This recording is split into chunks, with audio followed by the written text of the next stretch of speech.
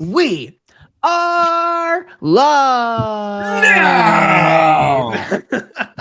This is the moment you have all been waiting for. Live from my office and Alex's And my cool little loft office thing.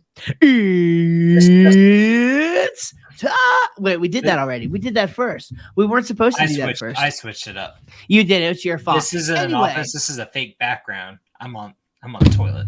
Oh, now, see, now now you went there, right? So now it's a conspiracy theory. Yes. Welcome in to this obviously exciting episode of the Story World podcast. We're rolling with it. All of that was live to the drive, baby. I mean, it is making it there. Live to the drive. That means nothing.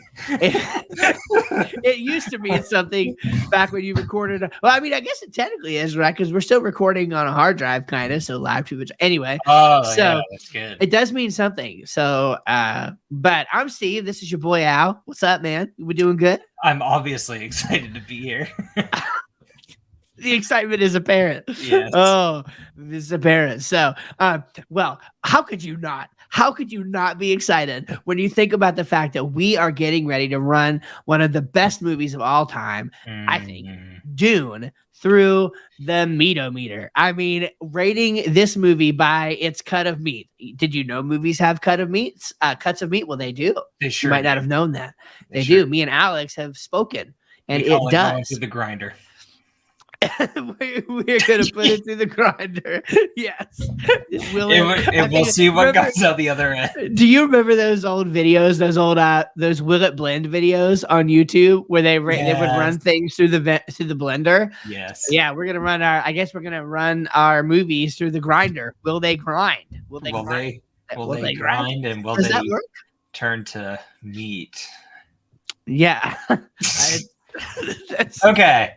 To reset, if you haven't seen it, quite a few episodes ago, Steve and I did a recap of all the movies we've covered so far to rank through our new meat-o-meter. So we rank movies by their cuts of meats. Going through them real quick, scale from 1 to 5 with a 4.5 in between 4 and 5. We got Impossible Meat at number 1, which isn't real meat at all. Spam number 2, if you might be a fan. Number 3 is bacon. Number 4 is burger, and we kind of cheated. 4.5 is bacon burger, and then number 5 is steak. Even I could have had probably 100 different iterations on here and gone through a scale of 1 to 100, but we decided to keep it simple and keep it to this list. So true. The movie tonight we're reviewing, of course, Steve said, is Dune. Yes. And I propose, and this is going to give my hand away a little bit here. I propose for the purposes of this movie that we create a 6 in our 1 to 5 scale. I think what our 1 to 5 scale is really missing is a 6 so that we can have, fit between 1 and 5. It doesn't, and that's okay. Okay. Just pretend it was Nick Cage's idea and that makes it all okay. So, what if you had a steak garnished with butter and like avocado? Now, see that to me, now that's a 6 right there. Okay. Just to add some nice healthy fats. Avocado is not a meat. That's okay. It's close enough. All right. It's close enough. It is, Steve. What are you going to do? Argue with me? I doubt it. No, avocado. Oh, I highly doubt it. So, okay, I guess let's be serious now, Alex, as we rate this movie by meat and talk about the various categories that we like to examine our movies by, because this is actually a well thought out and structured process. Yes. Little, you may not know that, but it is. Yes, contrary to popular belief, one of our categories that we rate movies by is not based on how we like the actor or actress's personal life outside of the movie.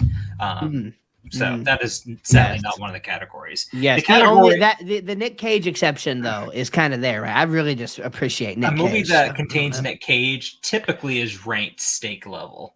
That's right. Anyway, the 4 categories we do rate movies by are plot, emotional response, characters, and category intent.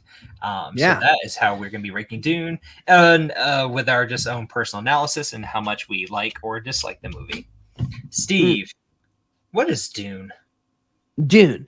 Dune. This is a great question. Dune is a wonderful book series turned into a movie. In fact, I think they've had one or two different attempts at making a good movie out of it, and they I think they knocked it out of the park with this most recent movie. Probably one of the better movies that I have seen in my 33 years on this earth. I'm like Jesus's age, so I think I can speak authoritatively as to the movies that I have seen. Yes. and Yes, that goes hand in hand. it does. I I perfectly am the age of Jesus. Watch me do this miracle now. yes, absolutely. And I do think it's a fantastic movie. I'm excited that there is another Dune movie coming very soon, though I don't know exactly when it's coming. It's coming soon. And Dune is this sci-fi fantasy-esque, I guess, a little bit of sci-fi, a little bit of fantasy kind of thing in this amazing world. The books were written by Frank Herbert. Yeah. Herbert, and yeah, really great books from the little that I have read. I'd like to read more. Great books, great movies. I don't know if you want to maybe get into the whole like plot synopsis. I might let you do that because you've seen it more than me. But yeah, that's what Dune basically is, a great sci-fi movie set in the future. And it's really interesting. Yeah, excellent introduction for it. I'll give a little bit background. So I read Dune maybe a year before it came out. To the movie, my dad read it, said, "Hey, you got to read it; it's really good." I never really got into much into sci-fi. I'm more of the hard kind of fantasy route, but I read it read it through pretty quickly up until about the middle part of the book, and I didn't really put much thought into the book. But then about halfway through, it kind of started to dawn on me how great of a book it actually is. And I really took my time to finish reading it. And after putting it down, I mean, it just shot right to the top of the list for me of my favorite books. I don't know where it ranks in there, but it's high. And even though it's kind of funny, you were saying it's a sci-fi genre book without the hard sci-fi, if that makes sense. You do have Yeah, spaceships, you do have guns, you have things like that. Although there's probably more hand fighting, sword fighting in that than, or at least just as much as like the gunfights. So you definitely do have these fantastic elements involved with it. yeah. But regardless, yeah. So the story follows a boy named Paul. He's a teenager. I don't know, he's 14, 15, 16, around there, and he man, it's such a test just to intro the story because the story is so heavy. It Basically, is. his father, they're part of a huge like international federation group that's run by, I think they call him the Emperor, I believe. And so basically, they're on this planet that his father rules, and then they get called by the Emperor to end up working on a planet. The nickname is Dune. The actual name is Arrakis, and harvesting spice that is found in the sand that basically powers space travel, Yeah. among other things. So along the way, the whole story, there's kind of two stories. The big epic kind of space opera like plot to it is that there's betrayal involved. The house, the Harkonnens that they take that Paul's house takes over from, ends up coming back to take over, and there's a huge battle. But really, the core story focus is Paul. His mother is kind of like the quote unquote witch of the story. Yeah. She's part of a group that has been kind of plotting this a chain of I guess births and generations of basically breeding people to get to a point where they want a male to come out that's, for lack of better terms and descriptions, just a very powerful kind of like godlike representative of a male. And so To Paul's become the new emperor, yeah, right? kind of in a sense, yeah, come the new emperor and be able to and have a bunch of other different powers with it. But Mhm. yeah, so Paul's kind of the center of that, and is Paul going to be the chosen one? I'm going to box it enunciation, but it's like the Herderak. What's it Yeah, I don't called? know. Yeah, Kuetz, Heterak. I'm blowing the pronunciation on that, but anyway, that's kind of the main basis of it. Is Paul's exploration and coming into his father being the duke and kind of owner of the clan, the house, but then also his mother, who's part of the group called the Ben Gesserit, where they're trying to basically groom Paul or at least see if it's possible that he can be like the one, like this chosen one, to come into it. I probably botched that a lot. And it's kind of funny. I can give the plot to Lord of the Rings and a bunch of other things within like a minute, and you know it. But this story, and you can kind of test it. The story has so many working pieces to it. You really kind of can't give just a quick overview and have someone be like, "Oh, okay, I get it, and I understand it now." You really do have to sit down and watch the movie once, twice, or 3 times to really have it unfold and understand it all. No, there is a lot of depth. The world building is intense. I mean, there is just a ton of world building in this that it's like you could just go deeper and deeper and keep peeling back layers. The two things that kind of stick out that, I mean, this is definitely not like a Michael Crichton novel, right? I mean, this is not hardcore sci-fi, right? You're not reading necessarily about time travel and all of that. I think what at least two of the elements that help with the fantasticness of it are the spice. Okay, I even though the spice has sort of like a a hard sci-fi utility, right? In the sense that it's used for space travel, it's being processed for money, right? It's got sort of that hard thing. At the same time, there's a fantasticness to that element too, right? That it's just one of those elements that makes it feel like a story that takes place in a more fantastic world than ours. It's like, what would you compare that to today? I mean, fossil fuels. I mean, I maybe, but like not really. Yeah, it's kind of weird too, because this is where Frank was so smart with weaving all these things. So you have the aspect of it. It would be such a boring and kind of cliche movie if it was just a fight over who controls the spice to power the spaceships. Exactly. Rather than that, you also are dealing with the people called the Fremen, who live basically like in the desert, and that's what brings in the fantastical. I mean, like what you were saying, how they not necessarily believe that the spice is spiritual, but they participated in from being around it all the time. Their eyes are blue, and it kind of gives it that fantastic element. That's right. But they have been kind of ingrained in them by the Ben Gesserit's being involved with them for so long that they're expecting like a savior to kind of like rescue them, and that's what they see in Paul, and that's where it gets even more into kind of out of the realm of the sci-fi-ness and into the fantastic. But that and you see all of those plot points just intermingle. You have the Emperor who has his own devices and means and things that he wants to accomplish. You have the Harkonnens who want to take back the spice trade, and that's basically all they're focused on, is taking down Paul's house, taking back the spice trade, making all the money, and so you have all of these interweaving things. It's actually amazing that the director was able to, even though the movie's into 2 parts, fit everything into this first part of the movie the way he did. It was captured very well. I mean, I think very well. And you're right. Like, other than that, like if because like the spice would basically just be an excuse to be on the planet if it wasn't for like the other elements of it that Herbert made relevant. Like actually use that as like a very big focal point in the story. The other thing that makes it sort of in that fantastic world to me is sort of like the whole thing around the Bene Gesserit, like them using the voice on people, and like the idea of sort of trying to cross lines and breed and get this Messiah figure who has powers, and like clearly there's some sort of magic.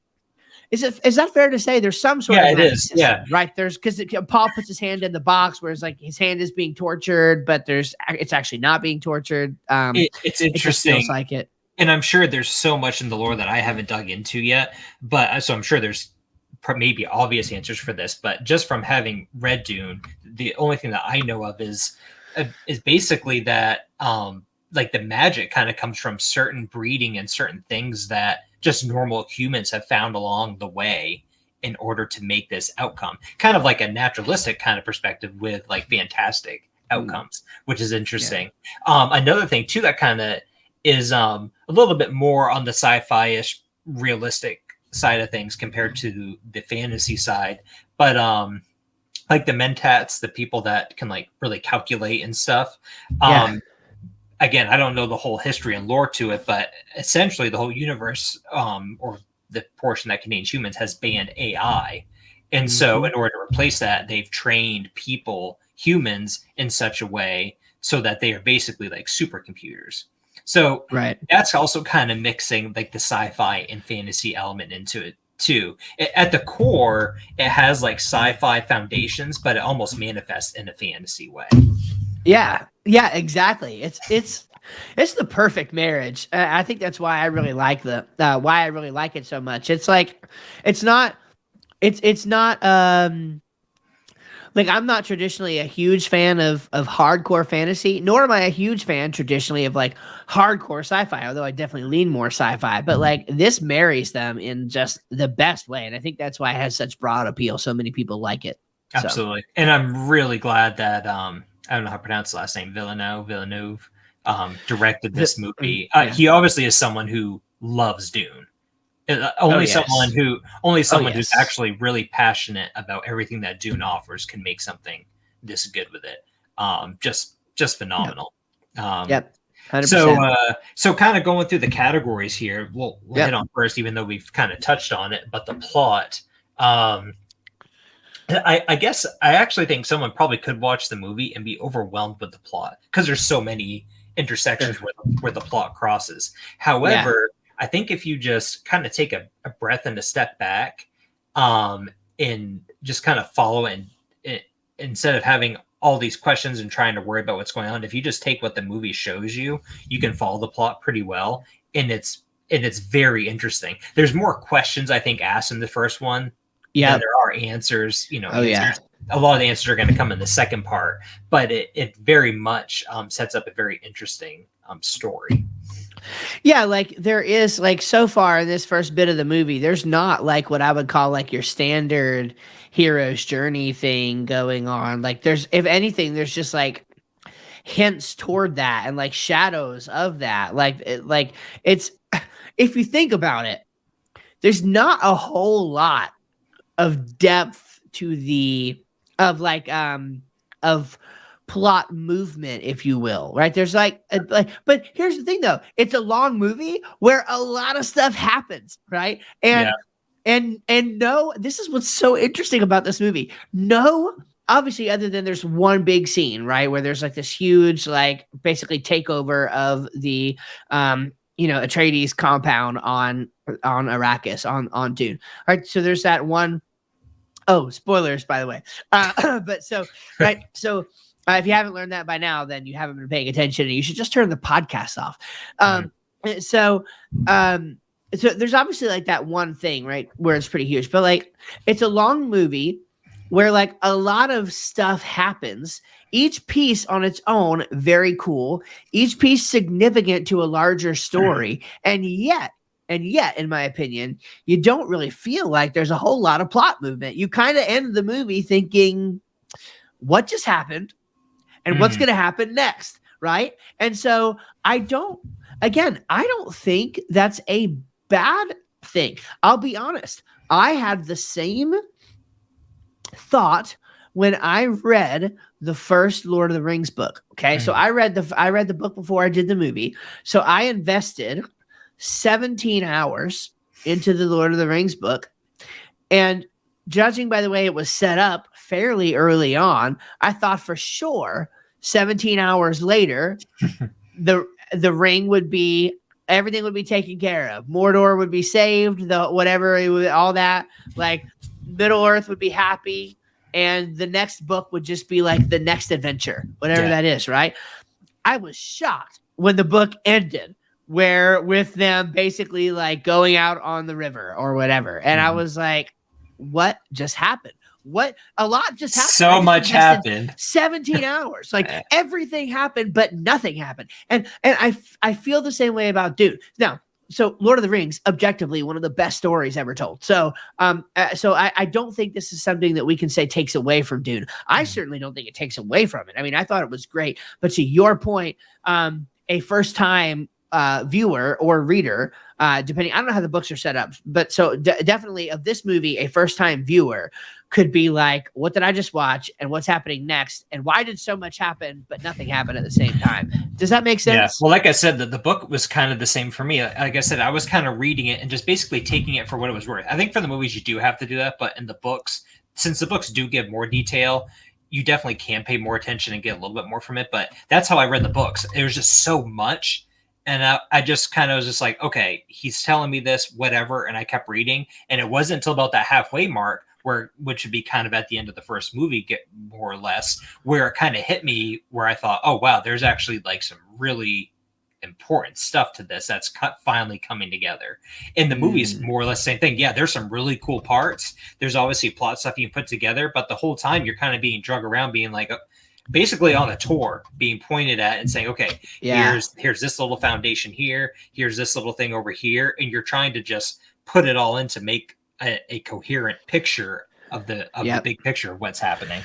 Well, something that, and that's true, and something that we do know is that it actually is very bad for the plot when you do the opposite. So, like 2 examples, right? Imagine trying to stuff all 3 books of Lord of the Rings into one movie, right? That would have been a horrible movie because there's no way that you could have actually gotten all of the detail and all of the context that you need to be invested in the characters. Did you know that's what they wanted Peter Jackson to do at first? Sorry to interrupt, but I did not know that. They said you have to do it in one movie, and Peter Jackson said no. Like, no way. I mean, I was upset enough that Tom Bombadil was not in the movie, so don't even get me started on that, right? And it's like, was that like a huge detour in the book that didn't seem that important? Sure.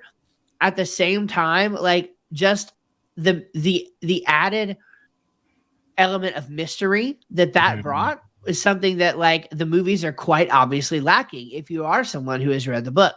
Okay. Another example is my buddy Jared is trying to get me into Stephen King a little bit. And so I don't like the horror. Like, I don't like the horror genre of anything. And I know that's a lot of what Stephen King writes. But he's written this series called The Dark Tower. And so I'm on the first book right now called The Gunslinger.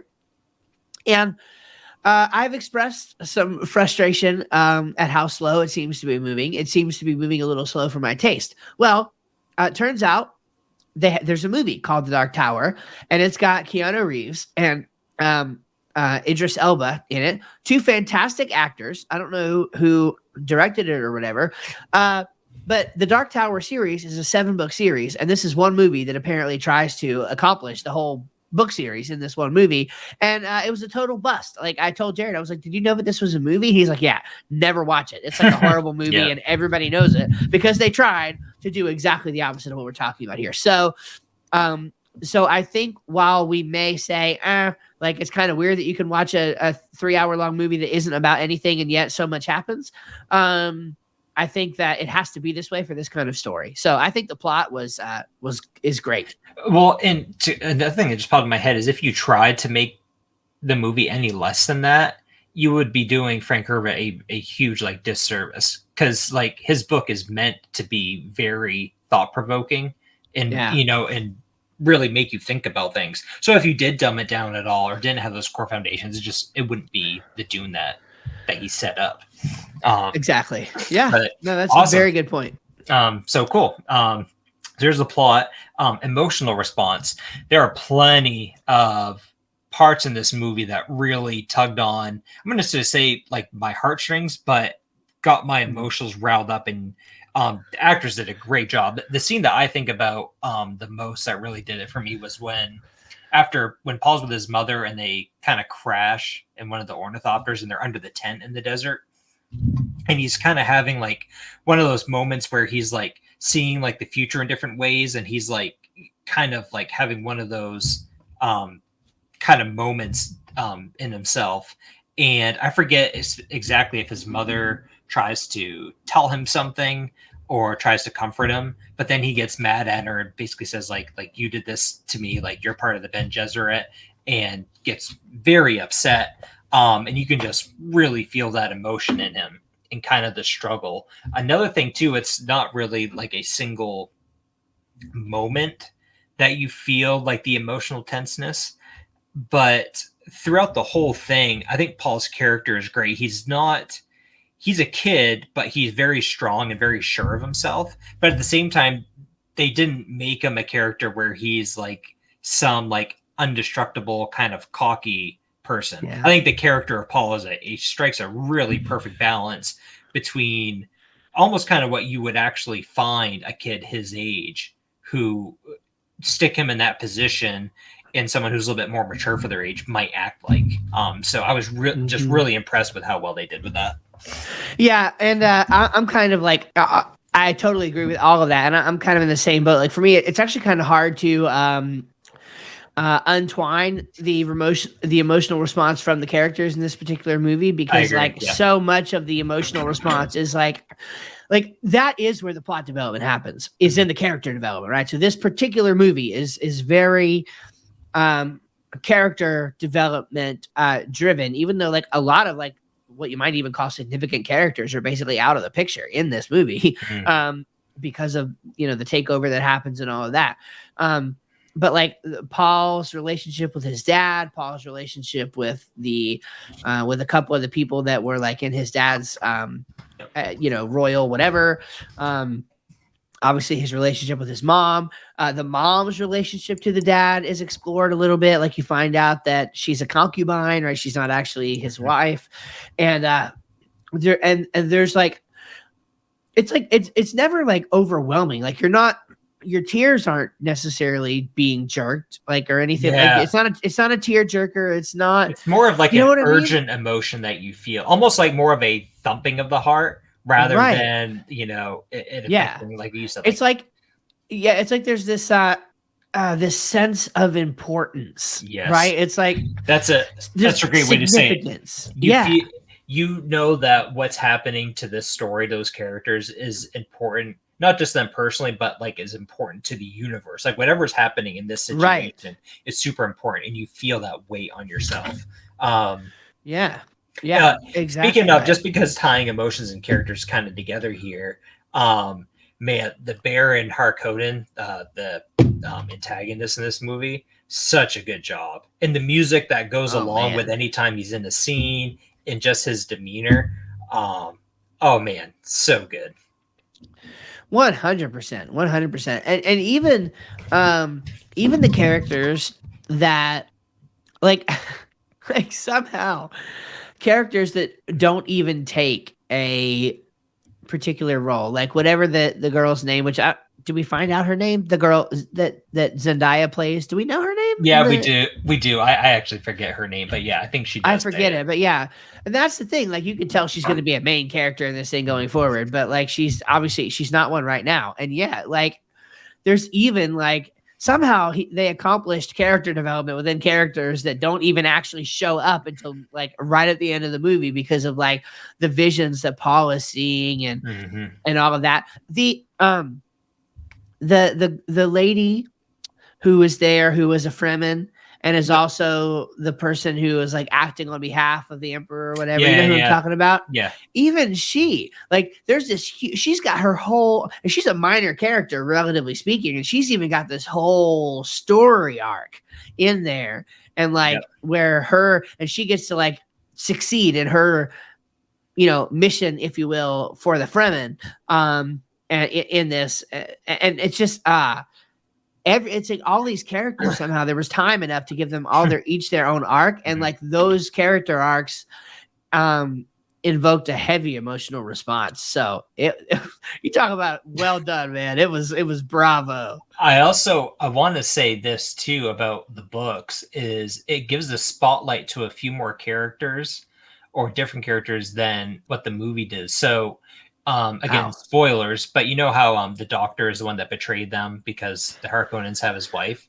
So in the book, there's at least one, I want to say 2 or 3 chapters in the beginning that is from his perspective, the doctor's actual like perspective, and you get to see his thoughts and everything. It is really cool. So even more character development, and again, in the end though, a side character. because in the end, again, spoilers, Totally. he doesn't make it. I forget if the book that's what that happens, but I'm pretty sure it is. And it doesn't matter in the end. Yet, for certain reasons, that was very important to show to Frank. But yeah, the characters are great. The emotions they show. I kind of like what the idea that you were getting at, though, that we talked about, was that you just have this. It's that feeling through the whole thing where like this is important. Like this is so important, even though it's all make believe. You're watching a fictional movie, like you just feel like this is like something that we need to like know what's happening and like be. You're like heavy almost, and there is this, like, this is another one. Lord of the Rings is another one, but certainly this movie is an example where like there's a lot of tell not show in the very beginning, like with that monologue that is sort of read out to like tell you what's happening, and I love that, right? Because you're not having to like discover, like there was enough time. Like there wasn't enough time to give you that much context in the movie itself, despite everything else that was going on.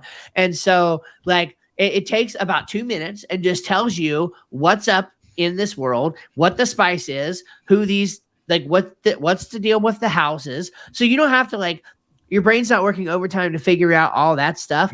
And I think that is what helps accomplish that sense of importance. I think when you really grasp that, when you grasp why the next 3 hours of your life matters, it makes you watch with more weight and all that. And so I think that's a brilliant strategy that in some cases, right? Obviously, in some cases, it's the exact opposite. You get a total white room where not even the character on the screen knows what they're doing or whatever, you know, or what world they're in. So like, that's like it's like the complete opposite of that. But I think that's why you watch it with such investment. At least I'm just retrospectively thinking back on it, you know. Certainly doesn't hurt when you have Hans Zimmer adding to the emotional. Oh my word! The score, right? It's amazing. My gosh! I think it's my favorite movie score. I think it surpassed maybe Interstellar for me. Maybe they're like hand in hand. It's so good though. Both done by Hans Zimmer though. So. Yeah. No, for me, it's for me, nothing tops John Williams.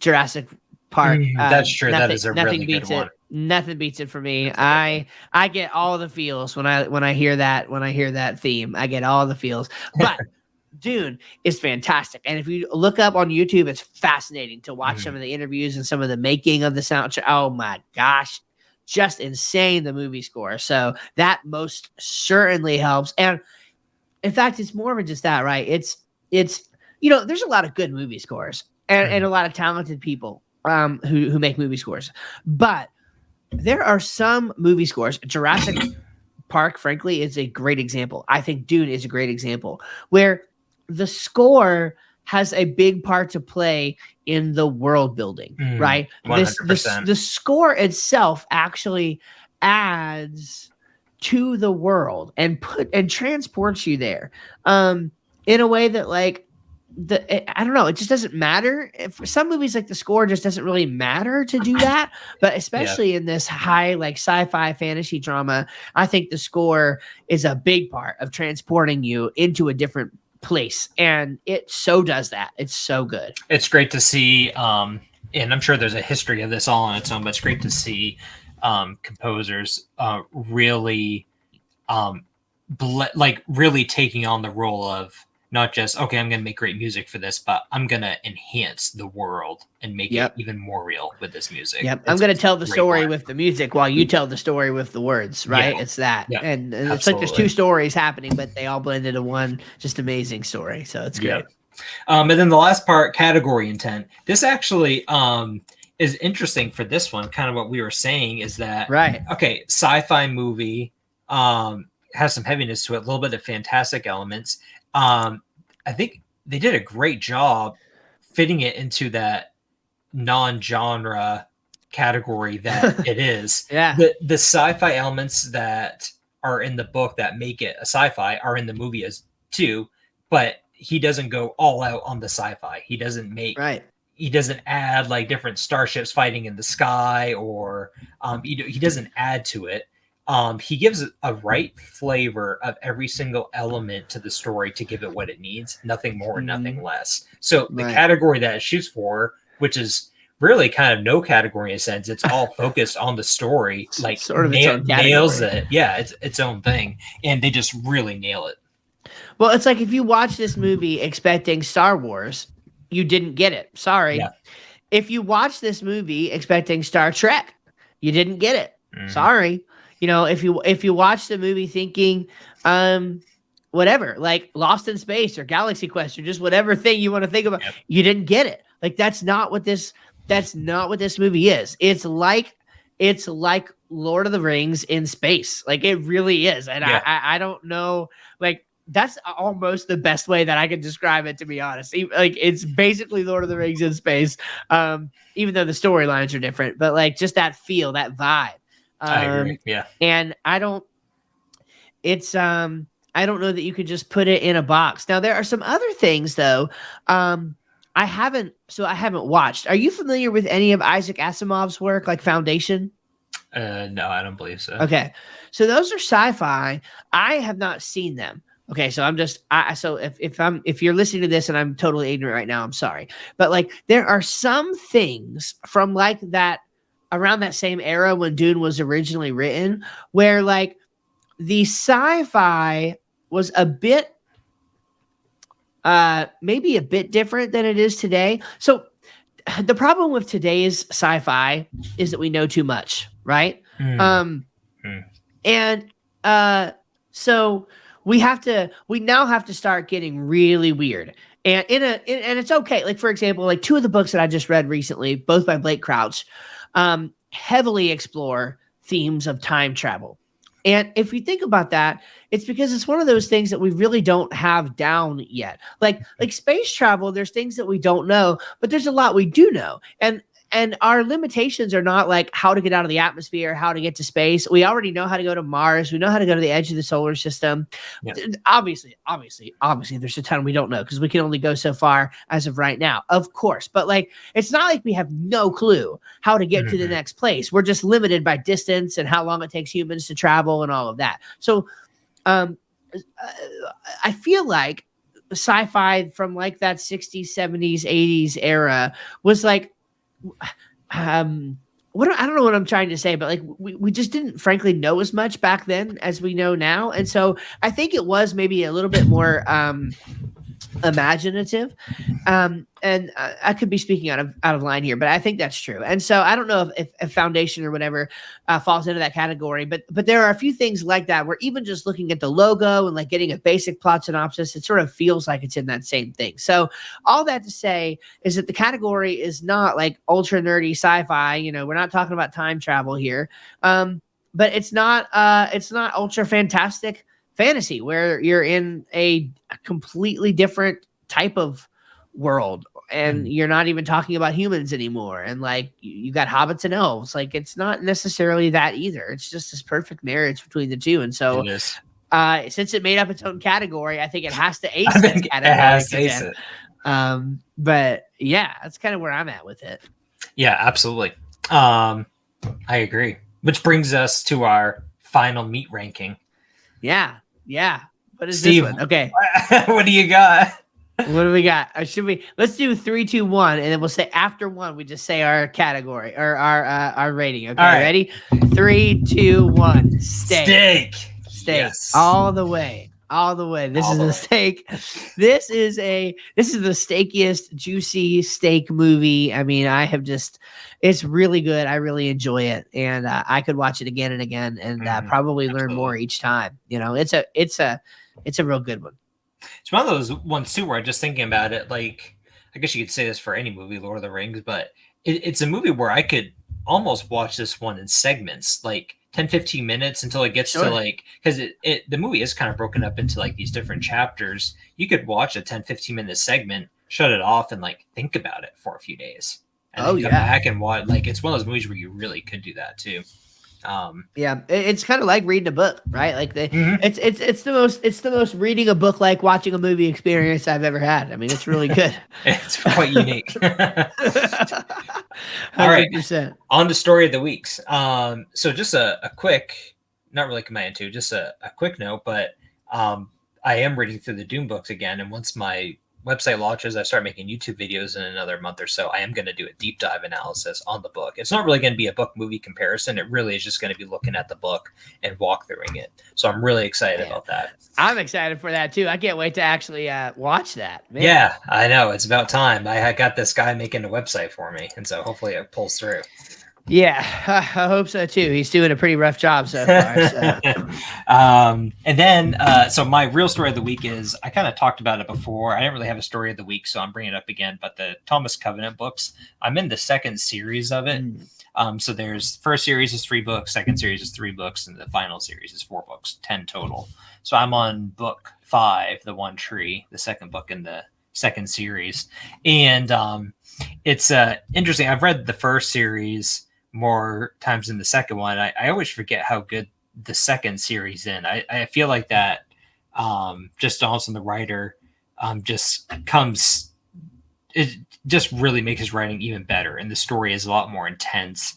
The one problem that I didn't really have it much growing up, I thought that he was special with this in a way, but it just kind of gets irritating now, is he likes to use archaic words quite frequently that you might kind of know the definition of, but you would never use it in normal vernacular, or even just like in writing today, or even when he wrote it in the 70s, 80s, 90s. So that gets a little frustrating, but still a great story. Still one of my favorite book series. Highly recommend. Yeah. So ironically there, I have the same complaint about the archaic words and stuff, which I know it's kind of the purpose of at least of the part of the story that I'm in right now. With The Gunslinger, the Stephen King book I mentioned. And in the intro to that book, he takes a chapter to explain why he wrote the book, and he gives a lot of credit to Lord of the Rings. And he actually mentioned the Thomas Covenant books. He brought those up, and I had never heard anybody mention those except you before. And he mentioned those. So anyway, I thought that was kind of funny that I was like, oh yeah, I've seen that. But then the archaic word thing, I'm totally getting that out of King. And I'm just like, are you just trying to make yourself feel seem smarter than me? Because it's working. I don't know what these words mean. And when you have Kindle gives you the ability to define the word, and at least half of the words, if not more. Kindle, Wikipedia and whatever, didn't even know what the words mean. And I'm like, okay, give me a break. If they don't know what the words mean, then how should I? It's weird. So with Stephen Donaldson, who wrote Covenant, the thing that keeps it from it really detracting from the story is that he actually uses the words so frequently and together. In one paragraph, there might be a dozen words that we just do not use. And he uses them so frequently, but so well. I honestly think that maybe he purposely uses them for some reason, but I think that he just has such a huge vocabulary in his mind that those words just seem natural to him. And so that's weird. I think maybe some of it may be a bit forced, but at the same time, he uses it too frequently and too often for it to just not be a normal part of his vocabulary. Right. Wow, Stephen King is interesting because I love his book on writing, and I like a lot of his movies. Whenever I read his books, I just couldn't get into them. I might have to try again because it's been quite a few years, but I just had a hard time, and I'm not sure why.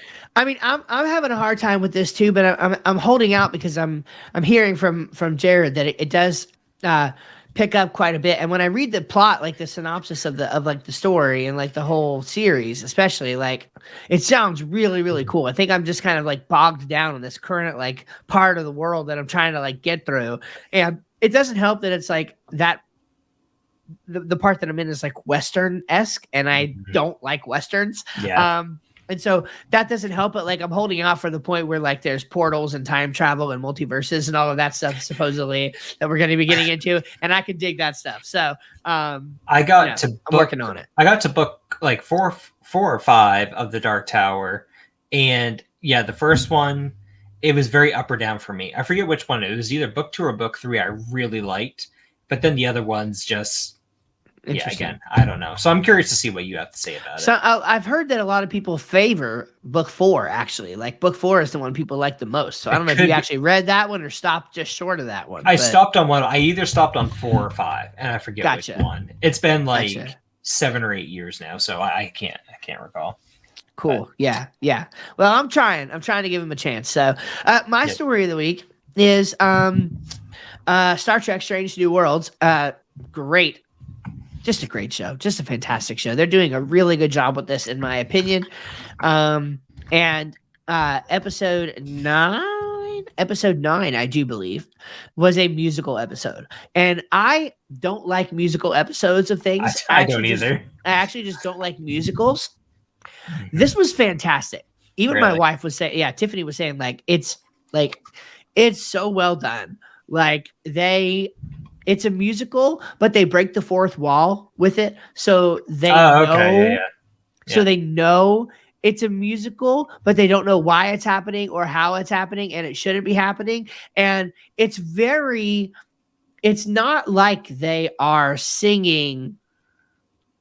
It's not like they are singing about the thing. It's like they're literally just singing what they would be saying, but they're doing it sing-songy, and like there's just enough rhyming to make it pass. And so it's more like what happens when me and my wife just randomly, like, break out in song. Like, we might be saying whatever we're thinking to the tune of a song or something like that. It was more like that. That's and cool. like very Star Trek-y.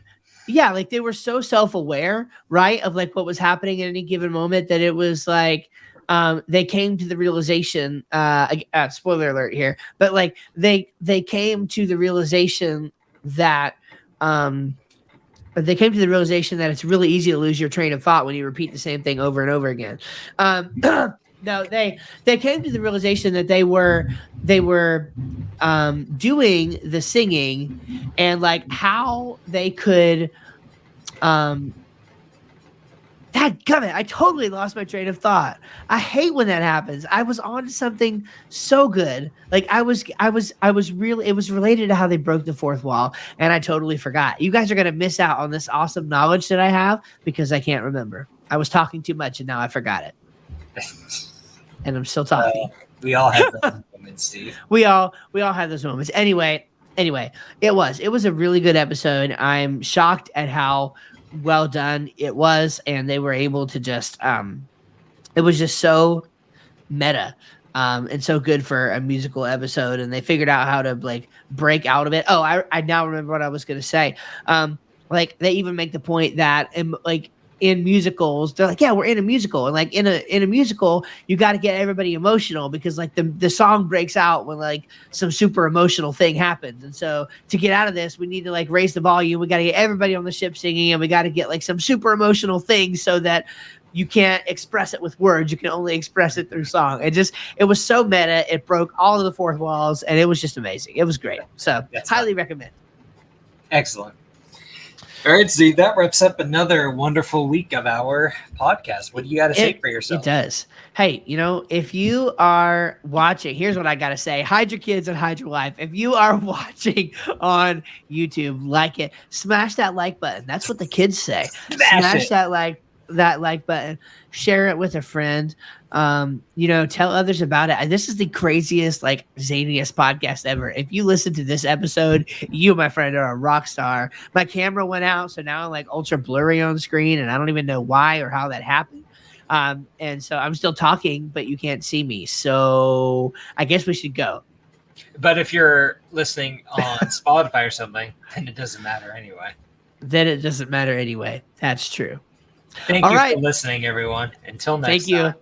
Yep. Take care. Bye-bye.